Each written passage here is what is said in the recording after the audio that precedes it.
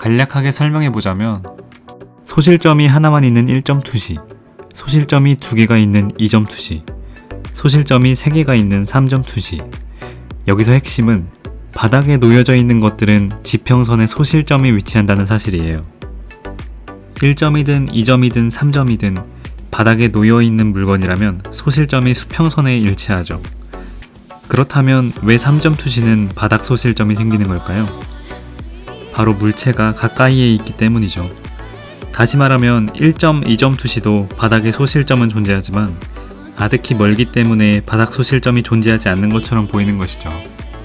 그럼 바닥 소실점은 어디에 위치시키면 될까요? 지구 위의 모든 물체는 중력 때문에 지구의 중간으로 방향성을 가지고 있어요.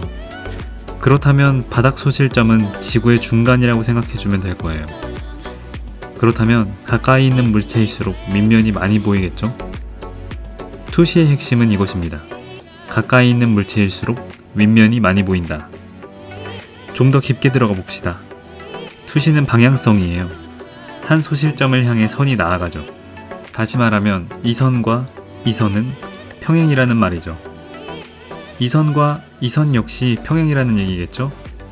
그렇다면 이 안에 들어있는 모든 정육면체의 사이즈가 같겠죠? 이와 같은 원리로 수평선을 중심으로 하는 두 선의 비가 같다면 두 물체의 높이 역시 같아요. 지평선 높이가 어디에 있든 적용되기 때문에 활용 가치가 높겠죠? 자, 정리해보자면 1, 2, 3점 투시는 바닥에 놓인 물체일 때 지평선의 소실점이 위치하고 3점 투시의 소실점은 지구의 중심에 위치한다. 지평선을 중심으로 위아래 비율이 같다면 각 물체의 높이는 같다. 어렵지 않죠? 투시에 대한 강의는 여기까지입니다. 그럼 즐거운 그림 되시고요. 다음 시간에 봐요.